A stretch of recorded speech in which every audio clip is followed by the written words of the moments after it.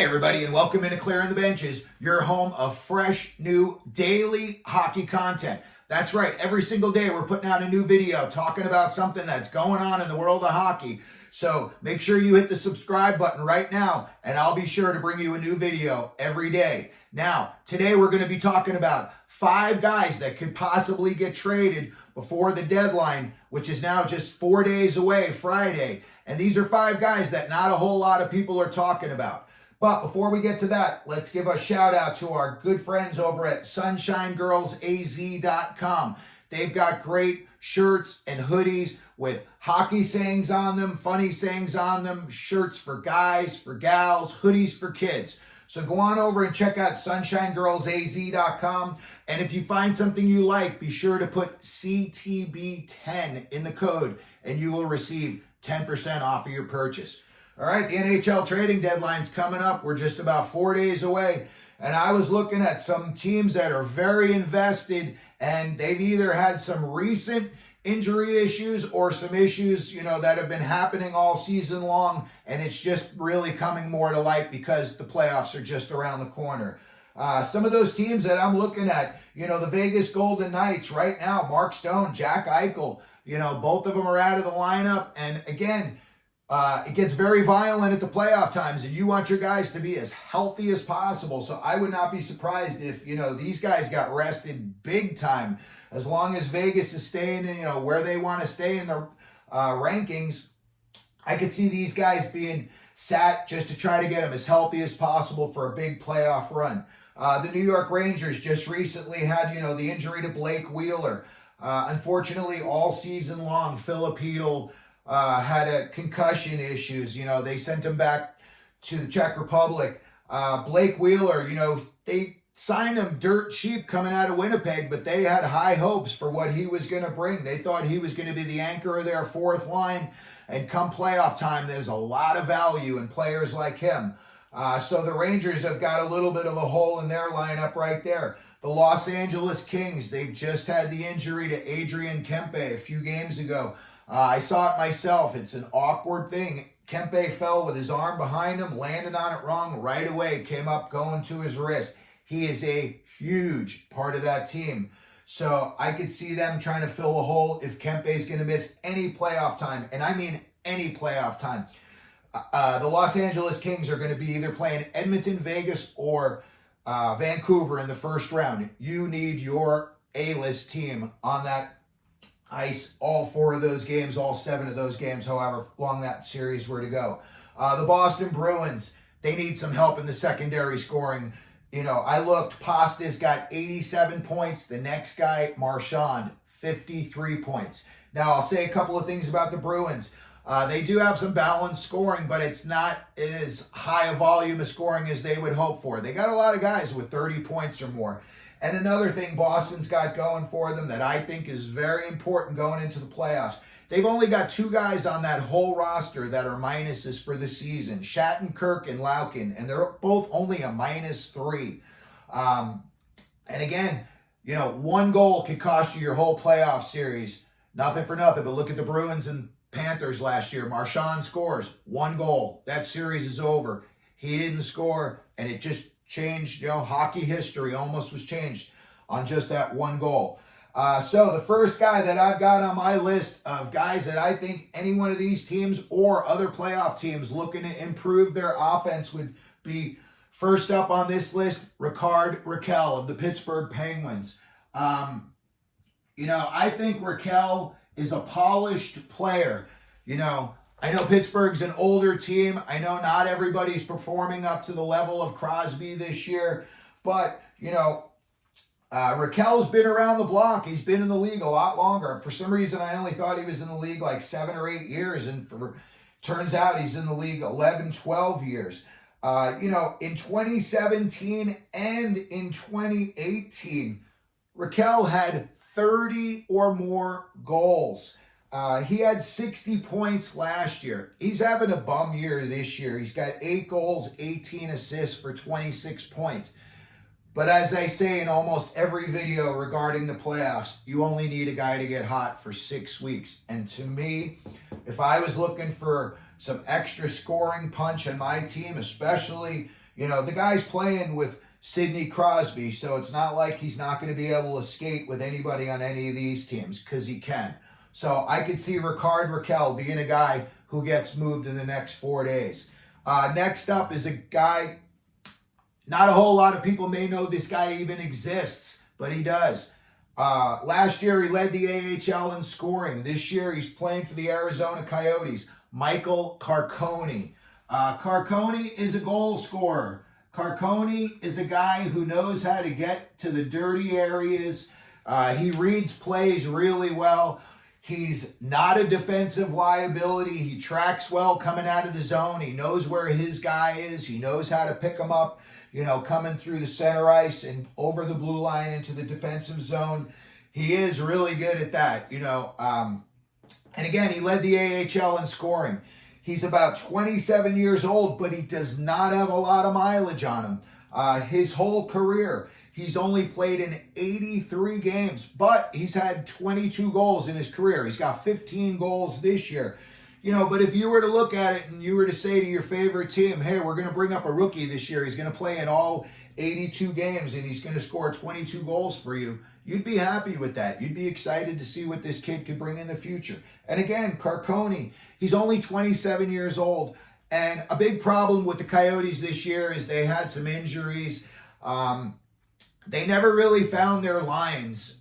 They never really stayed with them. It was like a roulette wheel, you know, spinning the wheel, and you're playing on line 1, you're playing on line 2, you're playing on line 3. I mean, Carcone's probably skated with everybody except the emergency backup goalie. Everybody. He was on the first line. He's been on the fourth line.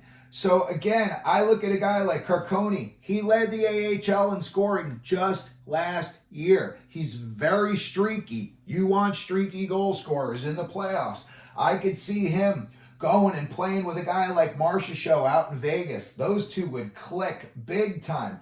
I could see if he were to go to the New York Rangers, you could put him on the second power play and not be a problem. He would be a guy that you could put with Alexis Lafreniere. If you needed to kill penalties, he's good out in all situations. This kid brings it. He's a smaller guy, you know, maybe he's about 5'10". If he was 6 foot, yeah, he would probably, you know, be a lot higher up on people's lists. But again, Michael Carcone, I could see him playing with Pasta or Marchand.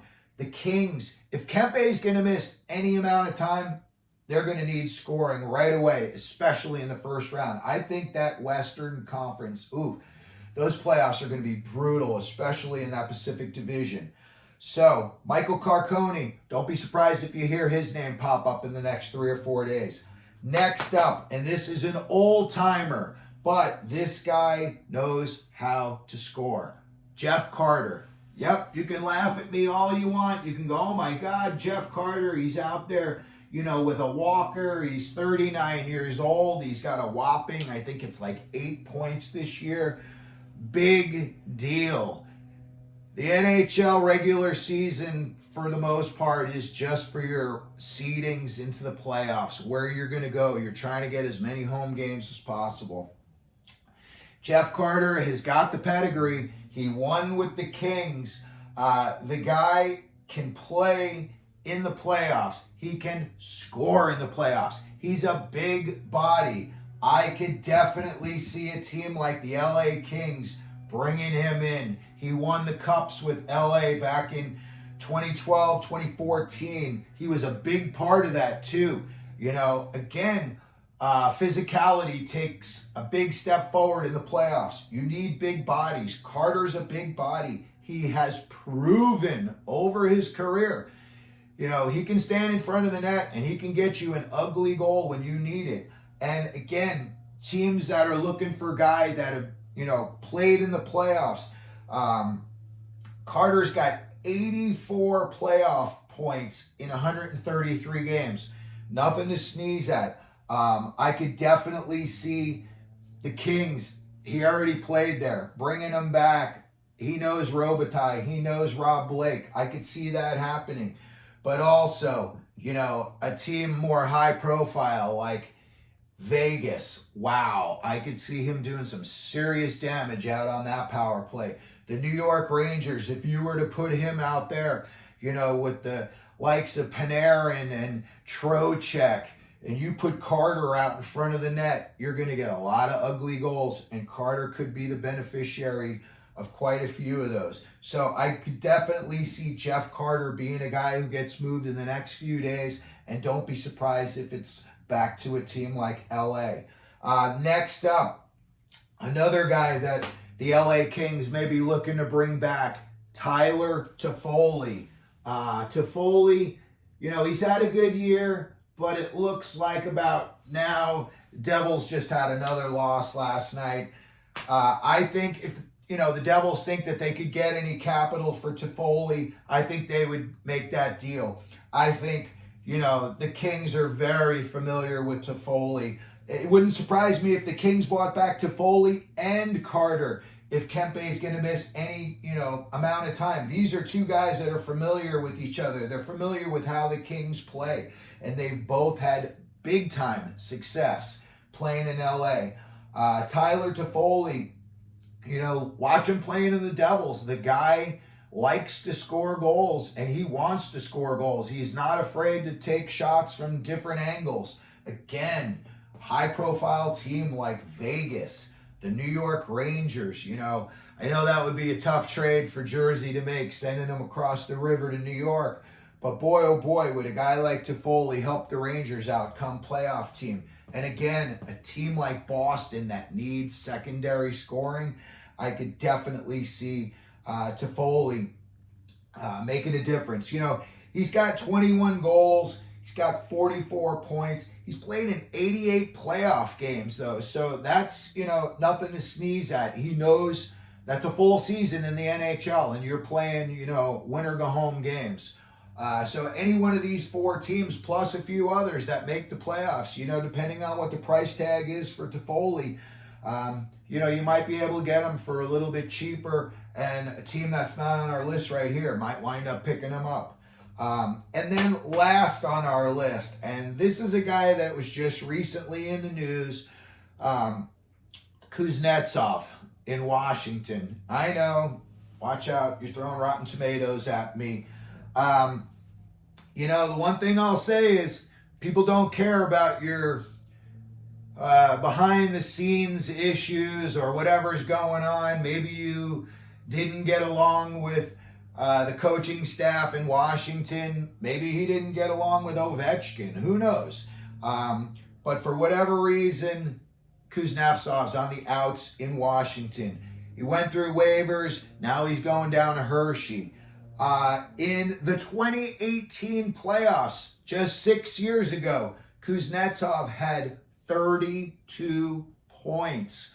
I could see a guy like Kuznetsov, if some management sat him down and said, you are going to be playing on the third and fourth line, and we're going to be expecting you to play responsibly.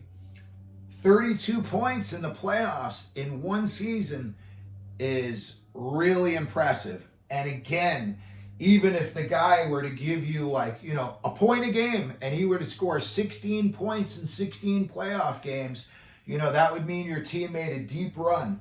But I could definitely see somebody picking up Kuznetsov. You're going to not have to pay much for him. You probably get him for 5th rounder, 6th rounder, 7th rounder. Down the line, future considerations, depending on how he plays. Maybe you just have an open arrangement. If he scores this many, it's all incentivized. If he scores this many, we'll give you this draft pick. If he doesn't score this many, you're getting this draft pick. But I just wanted to bring these guys to light today. I don't think a whole lot of people are talking about these guys. And again, some of these guys, Kuznetsov, listen, he, again, not having the best year. There's a reason why they just put him through waivers. There's a reason why Washington, is on the outs playoff-wise. They were hoping for much more than him, but all you need is 6 weeks. So that's going to do it for today's episode. Let me know what you think. If you can, please hit the subscribe button, hit the like button. If you want to share our video, feel free. I would really appreciate that. And as we always do here at Clearing the Benches, let them know you're out there.